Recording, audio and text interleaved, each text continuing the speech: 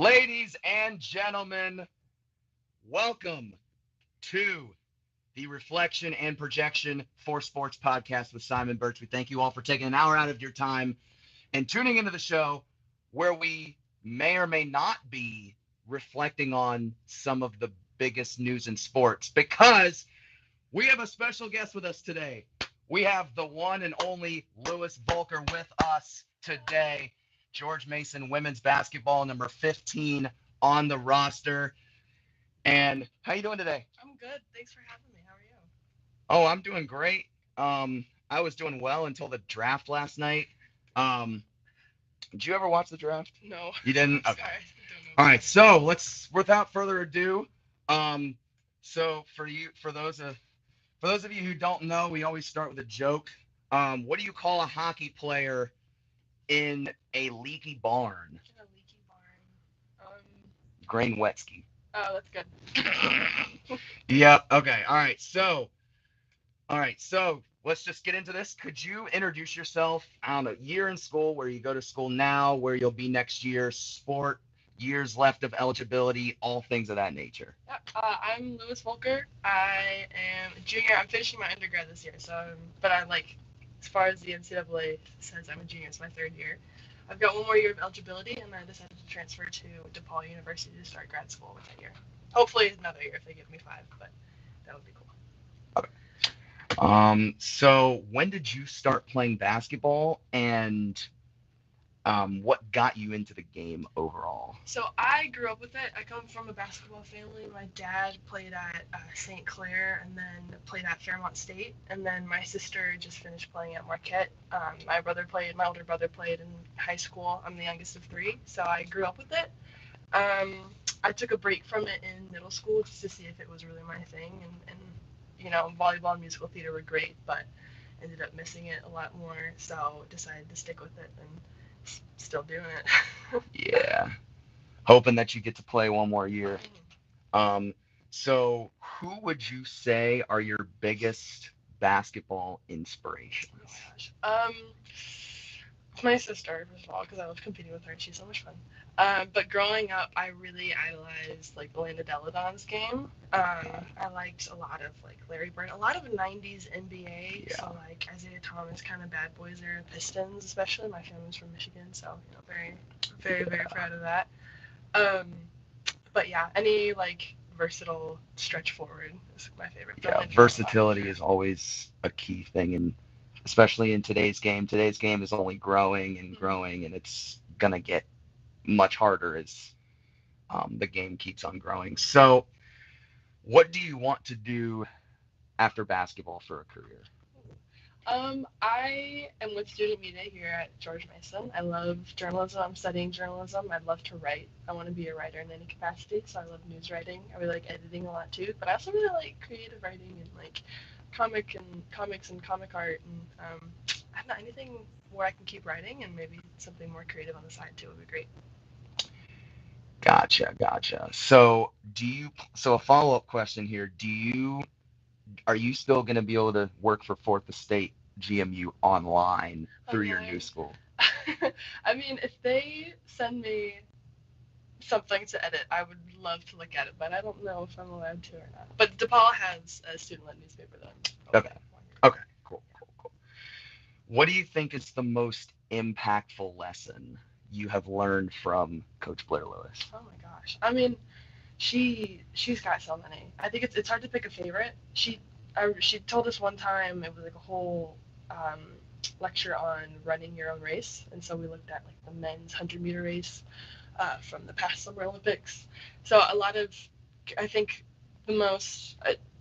I'm so grateful for everything that she's taught, and like she's passed on a lot of life lessons. But I think if I had to pick one, it would be to like run your race and not worry about anyone else. Because us as people, we're just people individually, and yeah. We can't control what everybody else wants to do and this and that. Yeah, and like worrying about other people, what other people think, other stuff that's outside your control doesn't have any effect on what they actually think or do. So I mean, there's no point in worrying and putting yourself through something bad twice. I feel like if something bad happens, then it's like, okay, then move on. Yeah. But I think worrying, and I forget too a lot, but worrying about something before it happens doesn't have much of a point. No, and that definitely that kind of just that would like if that keeps going, it kind of just carries and carries, and it doesn't like allow you to come back and go back and be able to think about it like you kind of regretted it. It's like something you'd regret. Right.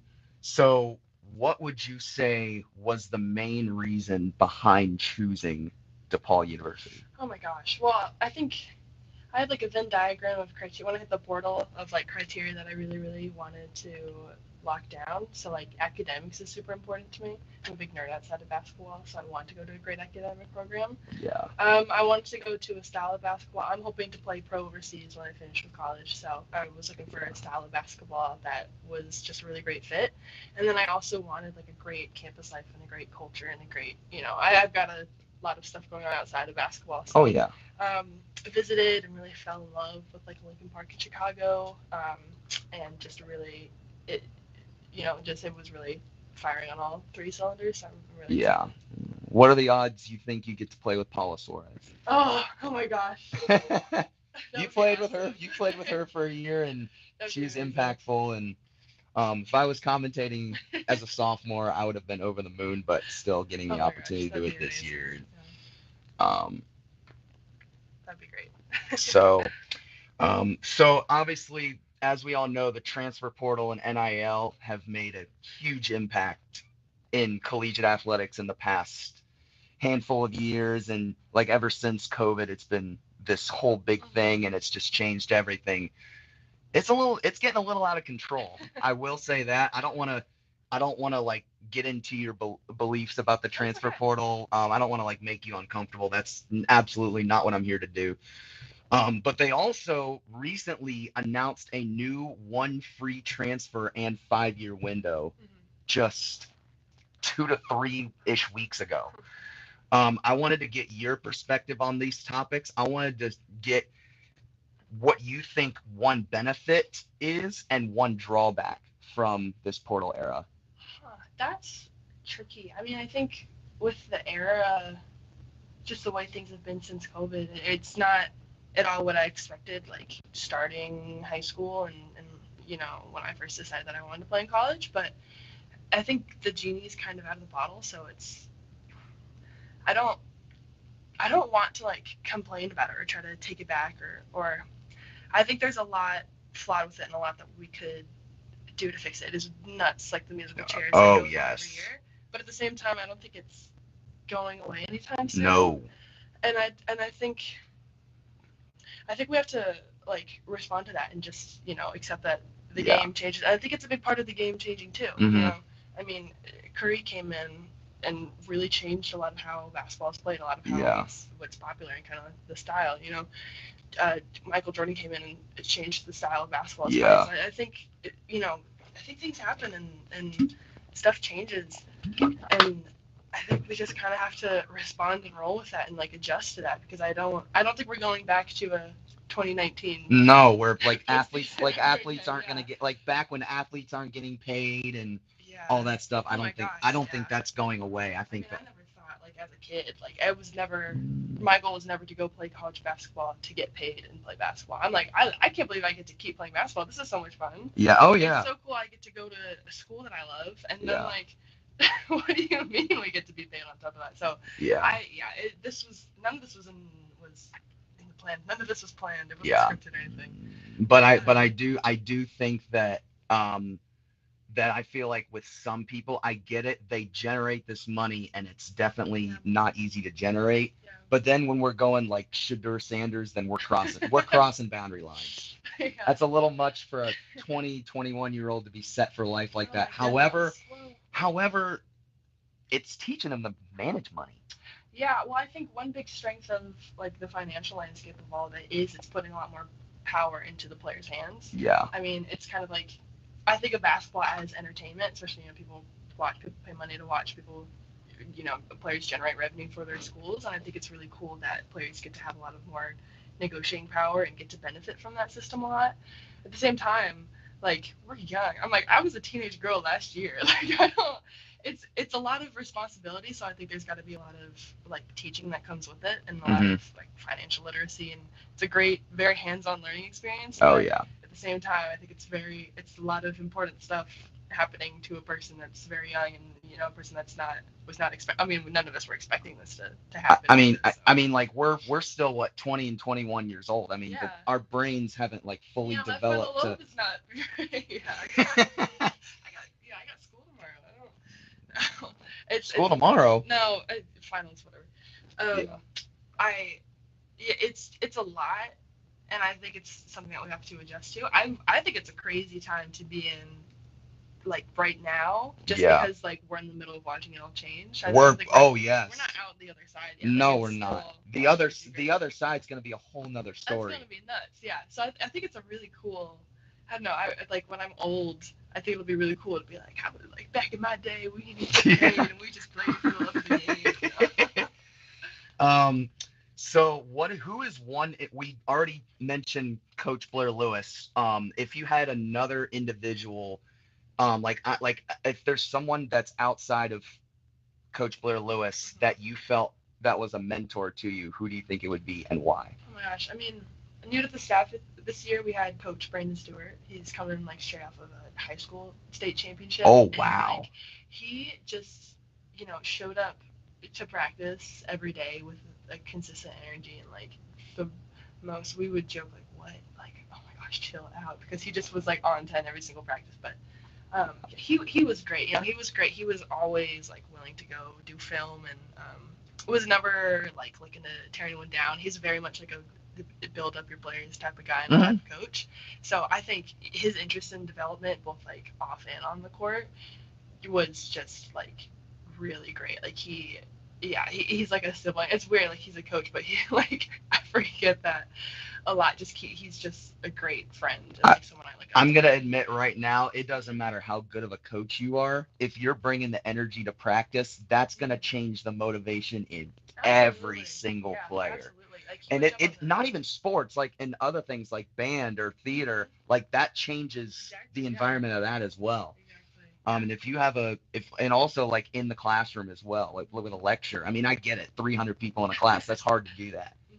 Yeah, Um, but he showed up every day. I mean, he would jump on the like practice squad every practice, and like okay. we're talking smack, and Yeah, we're and I mean, just bringing in it every case day. like the other guys have like stuff to do and like Mhm. in the office or whatever during practice, things of that stuff.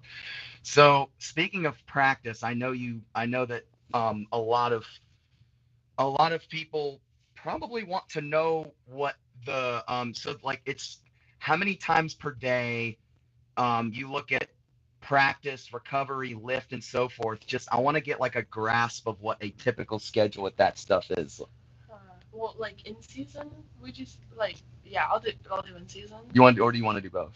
I'll do both. That's fine. In season, we'll lift like about 8 in the morning. We have to be there at 7:45, or else we have to do first climbing. So we'll get up for lift. If I get a good night of sleep, then like maybe go in the morning before, but usually not. We'll lift, and then a lot of times I'll have class at like 9 a.m. So we'll just like kind of speed straight to lift. I may or may not know one of those 9 a.m. classes. Chance. Yep. And then a lot of times we'll in the spring semester we'll have practice at 1:30, so it's class from let's say 9 to 10:15 on a Thursday. Yeah.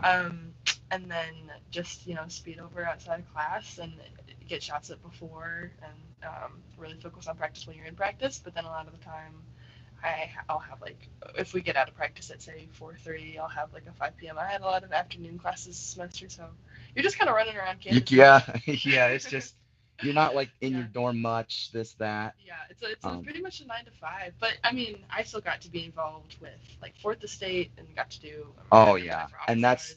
that's like where that's where like the full story comes Yeah. together when you get to be able to do things outside of Right. the stuff you already do as a D1 athlete. That really gives you that freedom of Right. um just doing what you want to do. Um like college is that time where it's like Mhm. it's your time. Yeah. It's the best 4 or 5 years of your You know life. what you want to be for the rest of your life. Like you want to Exactly. try everything. But you can't rush yourself. That's No, yeah, no, absolutely that not. can't rush yourself at all. Like I don't know where I'm gonna be in 5 years from Yeah, now. literally, yeah. No one knows. Um, I didn't think I didn't know I was gonna get paid like 5 years ago. So yeah. So yeah, and we're kind of and oh, in season. What does in season look like? in season is it's interesting because in season like practice is a lot more chill. Lift is a lot more focused on like recovery and maintenance versus like getting sore and getting strong. So it's a lot. It's yeah, but like we're also sore and like our bodies still hurt. And it's still kind of the same time commitment, but I think it takes a lot. I think it's the same. It just takes a lot more mental focus because you're Yeah. just, if you're in practice and you're irritated or you've been doing scout where you're like staying on the baseline just trying to learn versus like running around the court, then you just have to lock in a little bit more. But I mean, we call it the dog days and we Yeah. do it every year. Oh, We the wouldn't dog change it. days. Yeah. Mm-mm. Um, so yeah, so just could you sum up just like first off, yeah, as being a D1 athlete, it's a huge time commitment, obviously. Like how do you put the balance into academics and athletics just in general? I mean, it's a balancing act for sure. Like I try to basketball is awesome, and I think one of the greatest benefits of it is the fact that I get to go to school with it. So like academics is a huge priority and is something that I keep in mind. I think it's a juggling act, and like some of the stuff that you have or is stuff like you have to show up to practice every day. You have to go to Yeah. class every day. So those are Study hall, this, that. yes, yeah. So like if you're juggling, those are like the glass balls that you can't drop, you can't afford to break. But then if you have like extracurriculars, like for the state, if I can't show up to a meeting, if I can't go to my office hours, like that's more plastic. So if you have to drop something, like you just have to kind of allocate what Yeah. your tier You list have you have to kind of of go on a ranking, like what are you yeah. gonna drop this or are you gonna drop that? Um, so now let's kind of look into the game itself. What is your favorite part about playing basketball? Like when you're on the court, what do you think your favorite part about playing the game is? I don't know. It's just so much fun. I'm so competitive. Like I am too. love the competition so much. Like I don't know. I love playing like hard teams or teams like on the ESPN thing in the app it says like the projections for who they think is gonna win, and anytime it says we're under 50%, like oh man, I think it's so much fun to like challenge other teams, and I think like that momentum swing when it's like we're down 5 points but we're coming after you is like the best feeling ever. Oh yeah. Yeah, yeah. That's tough. I mean, I really love basketball. So. Oh, I do too. And even for someone like me who, well, obviously I didn't play basketball in high school, but I was a band kid. What'd you play? Trombone. Nice. Yeah. And like playing intramural basketball, playing pickup basketball, and that, like you still learn so much about the game and like the competitiveness And I love that it's always changing too. Like yeah. I mean, I don't know, people like to complain and debate about like what's better, what system is better and everything, but I think it's so much fun and like yeah, it's just really cool, and I like how it's changing all the time, and you never run out of things to practice. It's never like The defense first mentality of Mhm. Vanessa is a Yeah, huge attention yeah, getter. absolutely. I mean, putting together a kill is it's really so much fun. And getting a good stop score is like Yeah. yeah, heck yeah. Stops and buckets, you know what they say. So could you tell me, okay, I might know one of these, but could you tell me what you think your top three moments as a Patriot were on the basketball court? I mean, definitely winning A10 last year. That was so much fun. Oh Coming yeah. all the way. That experience was super cool. Um, that was yeah, that was awesome. I mean, I get to be old and like tell young people, Mm-hmm. today's the NCAA tournament. You don't know how big you know what a bad day is. So. Yeah. So definitely winning A10. I mean, that was incredible, and getting to bring that trophy back home to Fairfax like that day, just that was just really great. Like 24 hours, that was awesome. Um, I'd say for number two, probably probably the buzzer beater in The A10 buzzer this beater? year. Yeah, that was cool. I mean, that was fun. That was weird. My phone was blowing up. Like I had extended family and people I had heard from high school and everything texted. So that was cool. They Yeah. mispronounced my name on SportsCenter, which was Oh. It's fine. It happens. No, it happens. It happens. Mhm. So yeah, like I was. So I was at home that night. My family and I, we were watching the game, and even my boss was texting me, "We're fighting to get you a game," because they scheduled Mackenzie and Tommy to do the first Okay. game, and I didn't get to. And I was like, okay, well, I won't get to do the.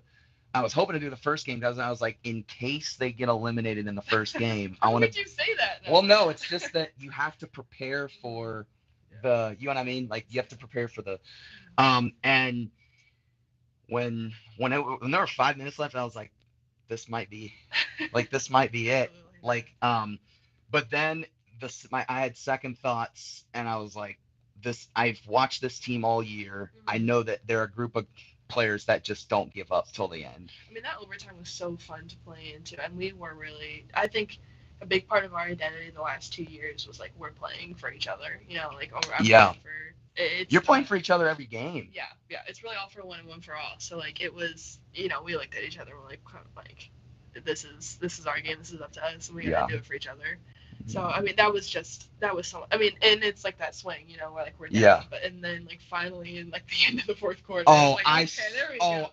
I was screaming at the top of my Goodness lungs. gracious. It was so funny. Like my parents weren't at the game. I was like, I mean, if we get eliminated, that would stink, and I wouldn't want you there. And if we win, then it would be cooler to go to the semis and finals. Yeah.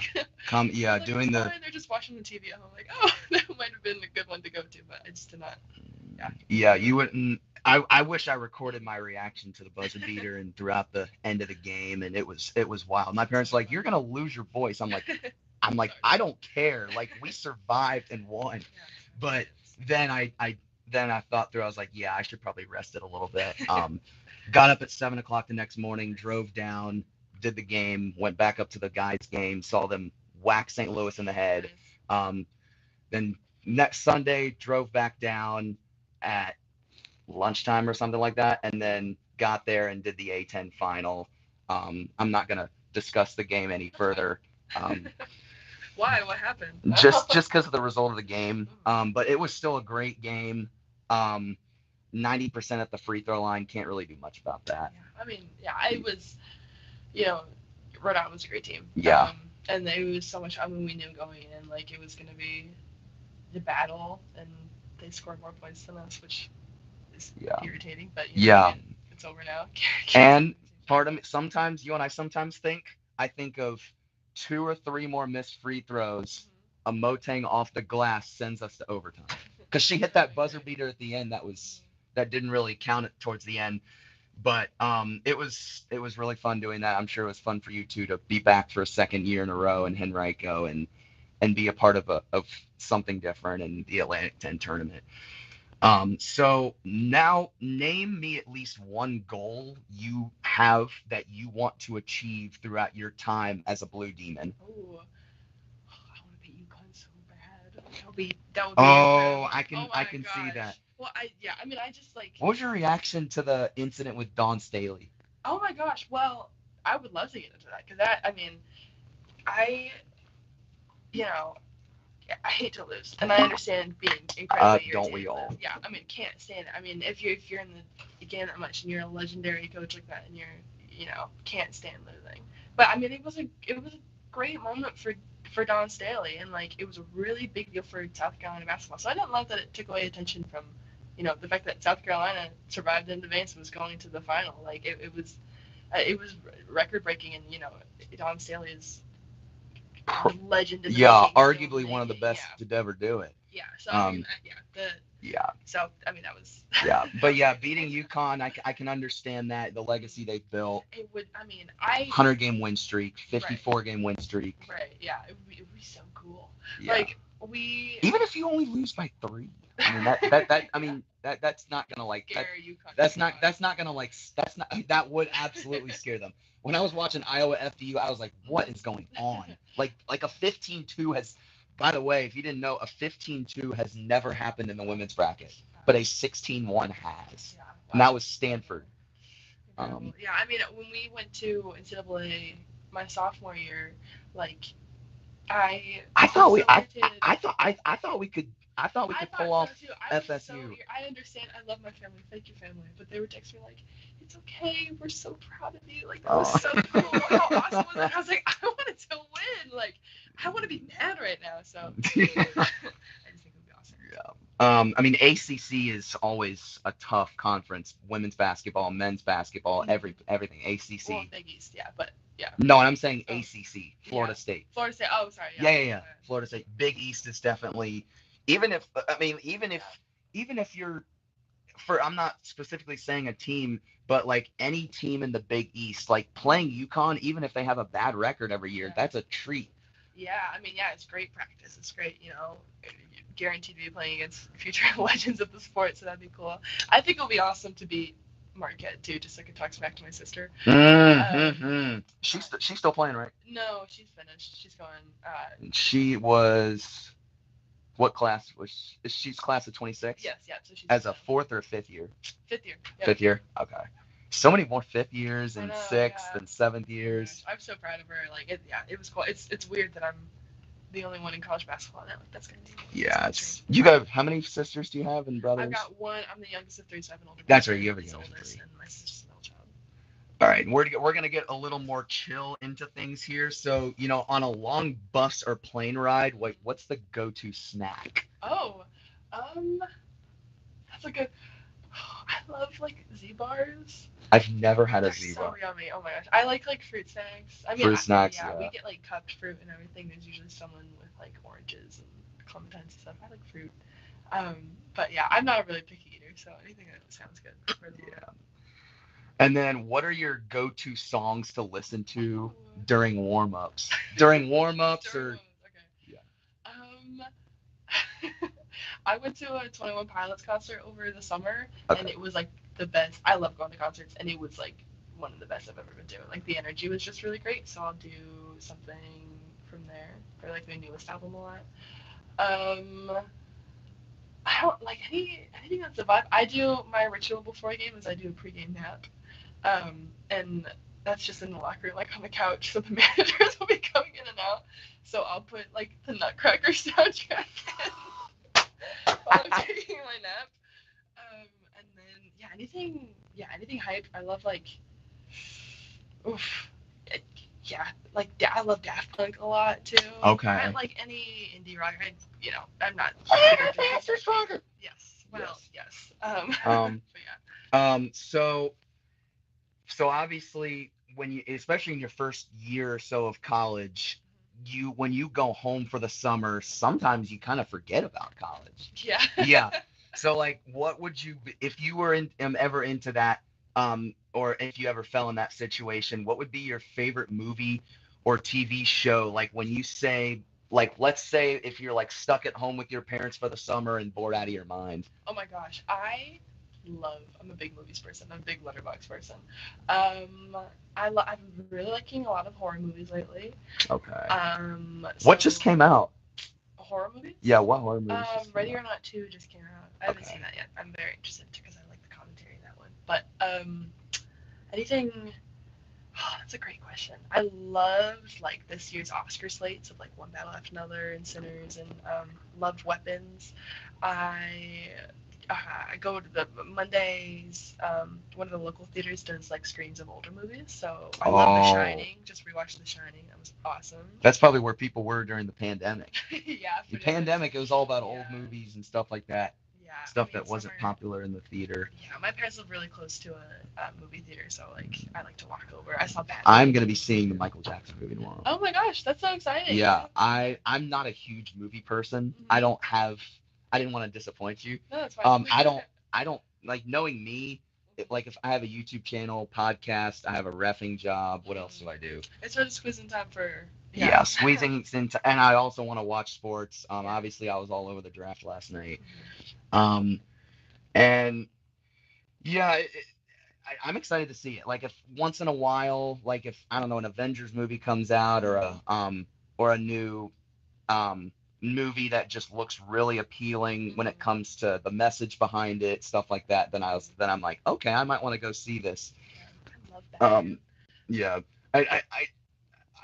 I feel like the hype for the Michael Jackson movie just comes in and out. Yeah. You know, I think it just comes. Like I was telling my parents, like we need to go see this for because my brother's birthday's tomorrow. Okay. Nice. I'm gonna go home for a bit. I'm not.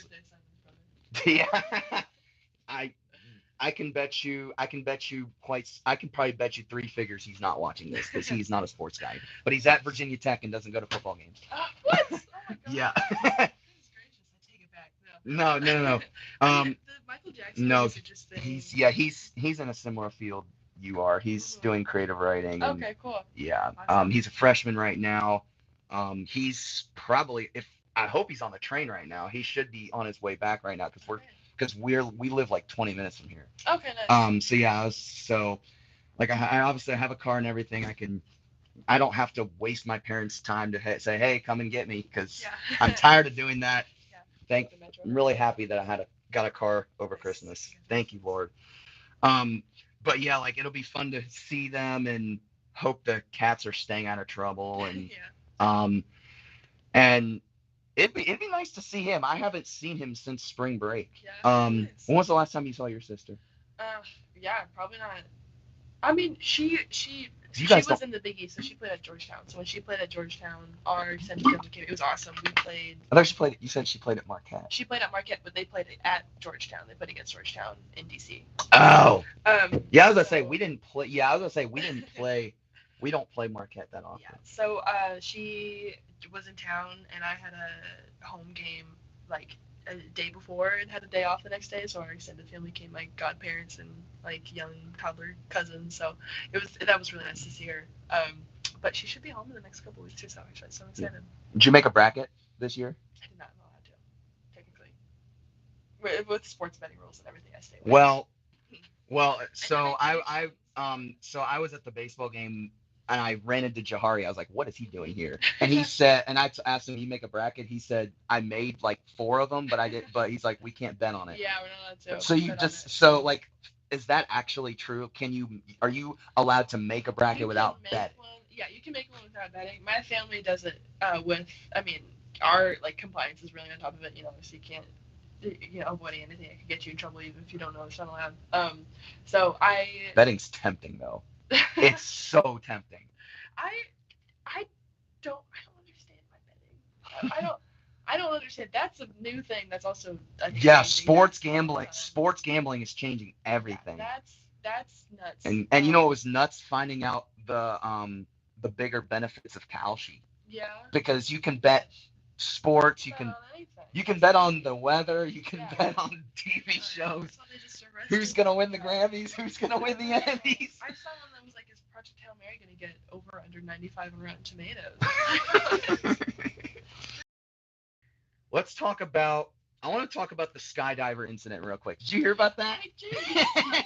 He's stuck on the Jumbotron at the Virginia. Your brother doesn't go to football games. So yeah, a skydiver at the Virginia Tech spring football game last Saturday crashed into the Lane Stadium Jumbotron and was hanging on the letter C on the word Tech for roughly 20 minutes, hoping for rescuing.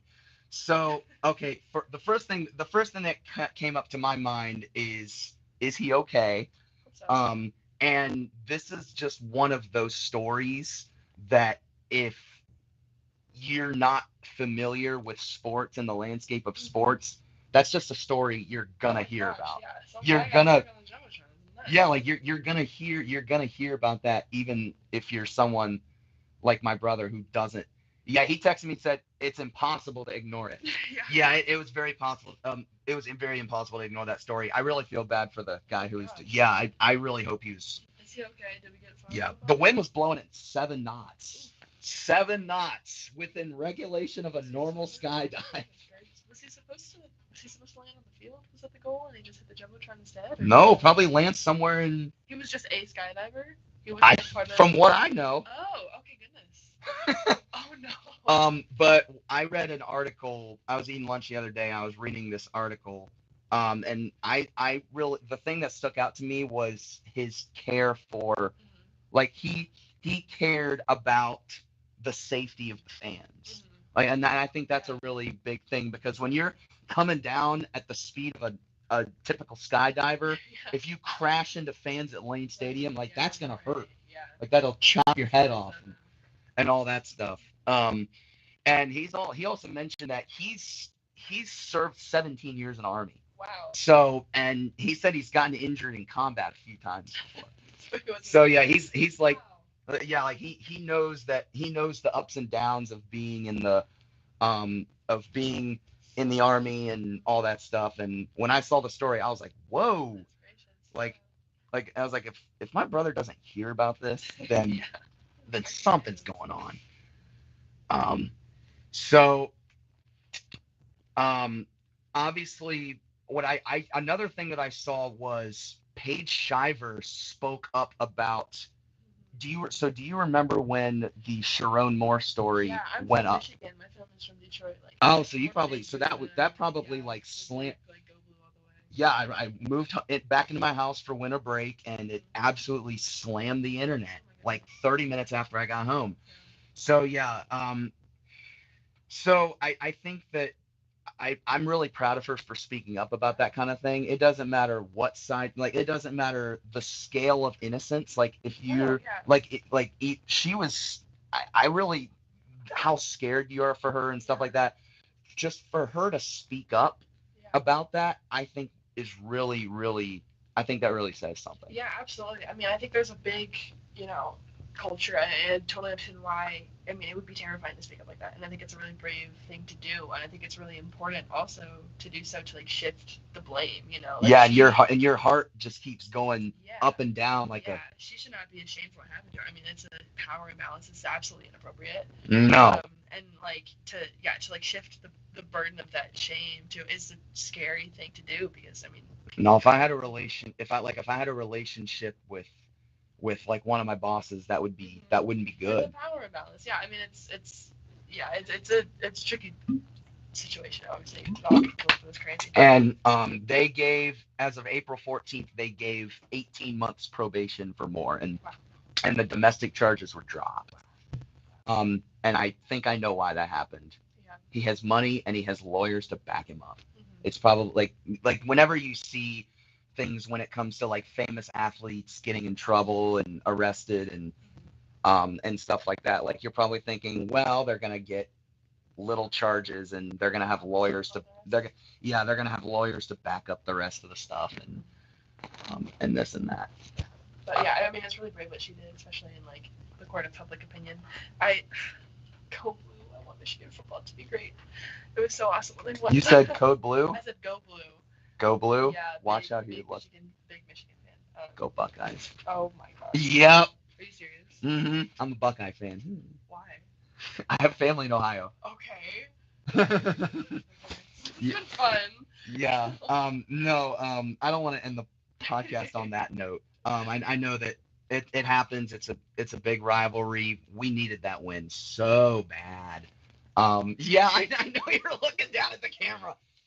Michigan's they're gonna be great this year. I think their coach now is gonna be even better than Sharon Moore was. Yeah, I'm excited to see where it goes. I mean, yeah, I'm very excited. Yeah, but really, really, it was really an honor to have you on today. Thank you. I know it's really it's tricky to get you on, and like I know, especially like I'm asking people in season. I'm like, okay, in season's probably not the best time because in season during basketball is a busy schedule, and you have all this stuff going on, um and yeah. Well, thank you so much. Yeah. I had so much fun. I really appreciate you having on. Sorry, And I will see you. I might run into you at Mason Day. I might not. Put sunscreen on. It's hot as heck out there. It is. And you said yeah you're handing out Fourth Estate newspapers. Yes. Beautiful.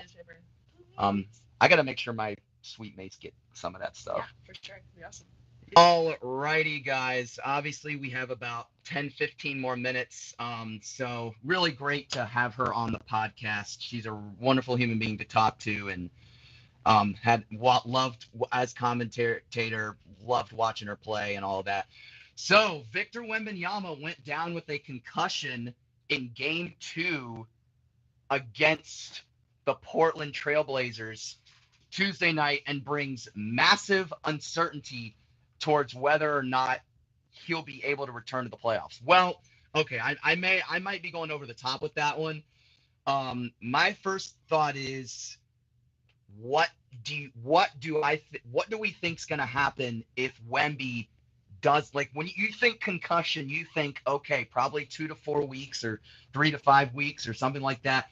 But no, an update came up and they're saying that he is questionable for game 3.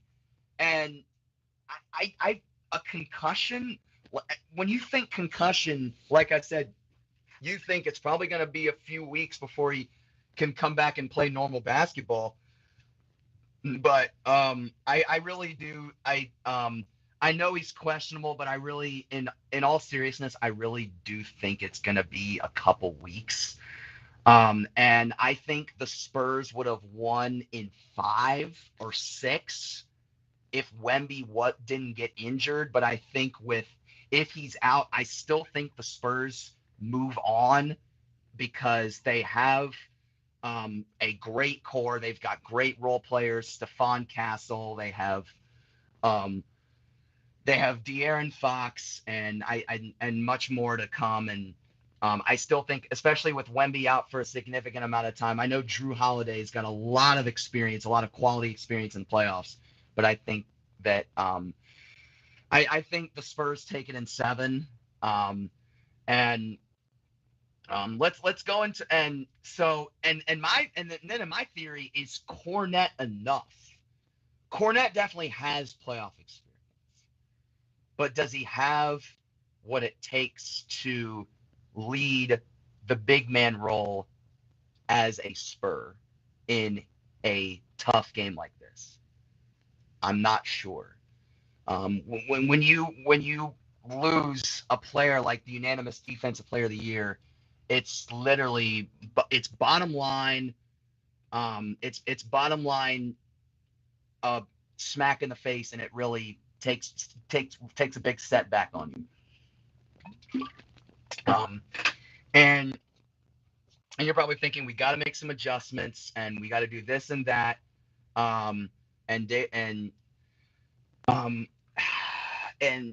Wemby getting hurt.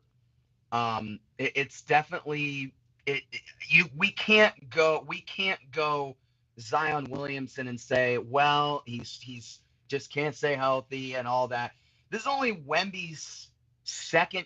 It was his 3rd year in the league. It's only his 2nd year getting like injured in critical moments like this. Like the Spurs didn't make playoffs last year because De'Aaron Fox and Wembanyama were injured, and that made that big of a difference. But I think Wemby getting hurt, I really do think it does something. I definitely believe in them to I definitely believe in them to really get down to business, do what they try and do best. And with that being said, before we get on to the next topic, I know we've got a few more topics to go over, and we got to ramble through these. So with this being said, I do have first round predictions as of right now. I think Spurs are going to take the Blazers in 7, Lakers in 5, because no disrespect whatsoever. We've seen that Kevin Durant really hasn't proven to carry a team by himself. I think the Lakers take it in 5, despite not having Luka and AR. The Nuggets will take the Wolves in 7. I think that's going to come down as at least 6-game series, if not a 7-game series. Thunder in 4. We're going to get into an officiating conversation here in just a moment. The Thunder, I think, are going to take down Phoenix in 4. OKC is just, I know there's been some reffing controversy, but I really think Oklahoma City is, obviously, like I've said in other podcast episodes, the Thunder drafted well. They drafted well. They did it the right way. And now they have a defensive masterclass with just everybody doing their little roles and getting the job done as a team asset.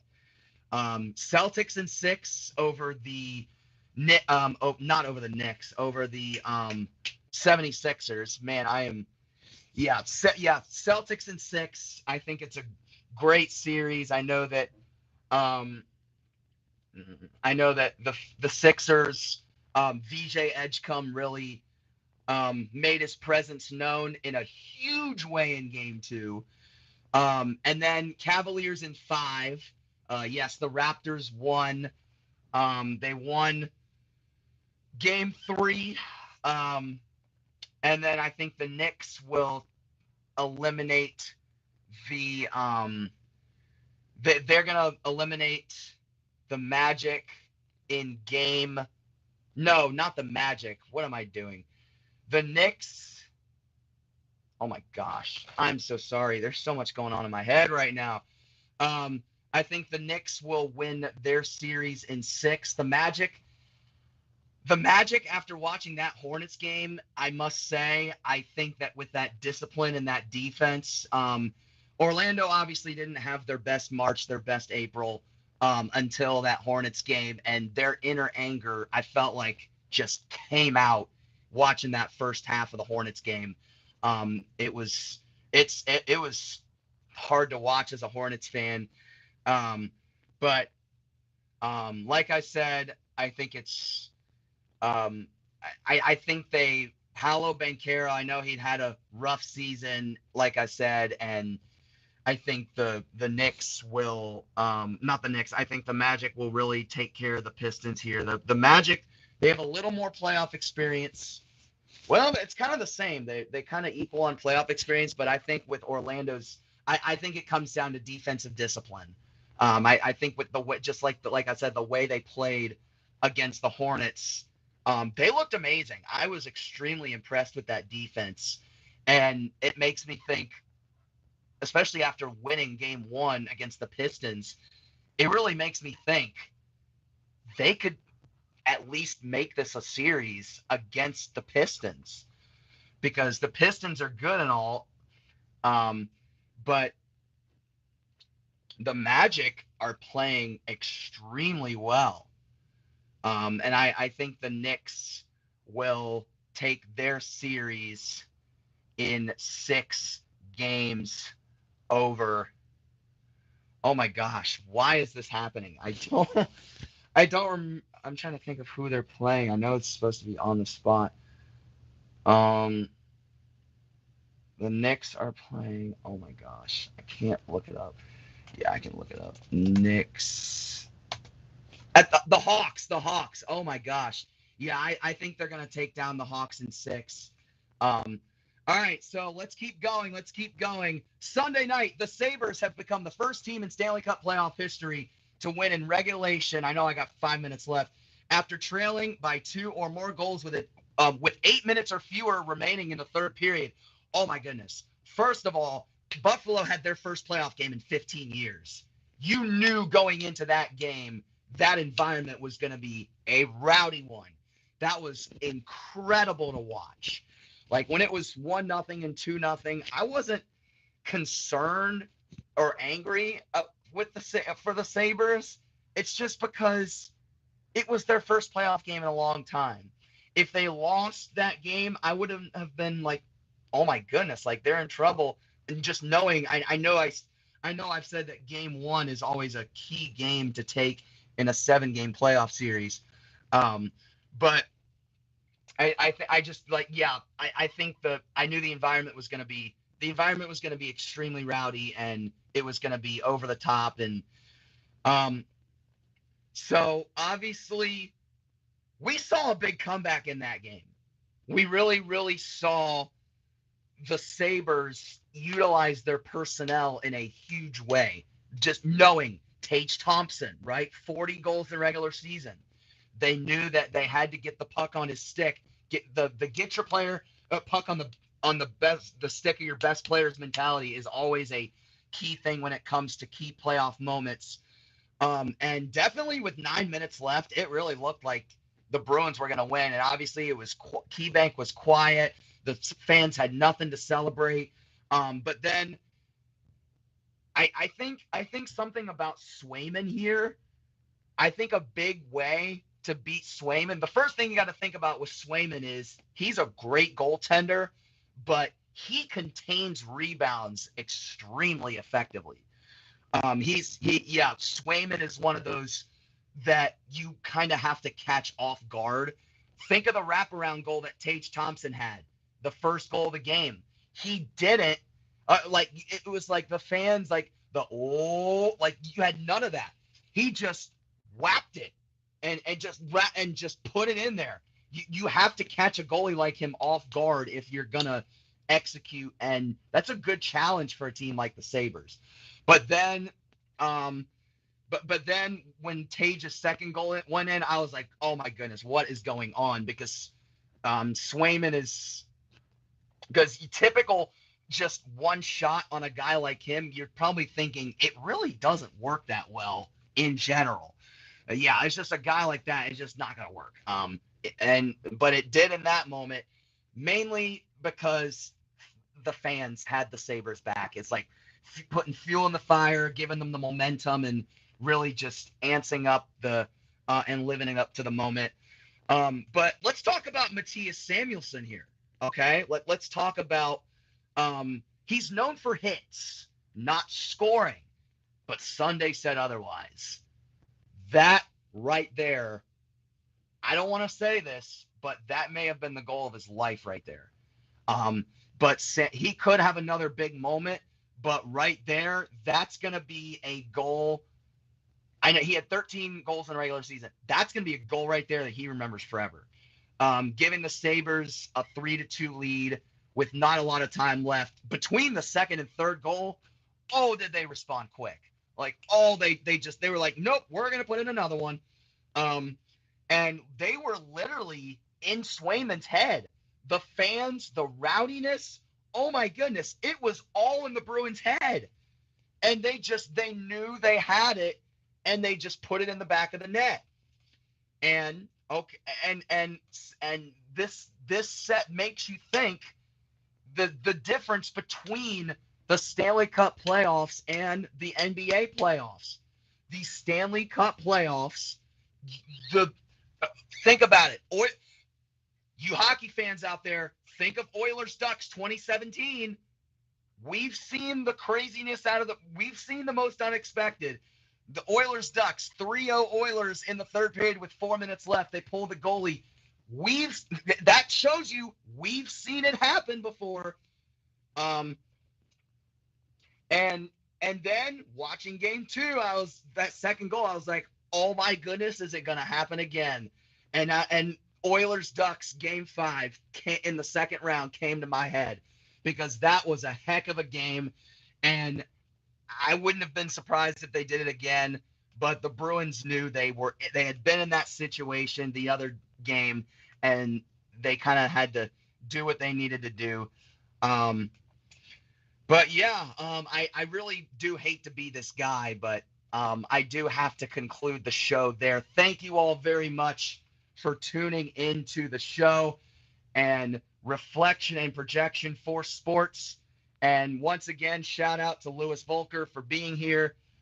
And that was that. All right. Goodbye, everyone. And we will see you all for the next show.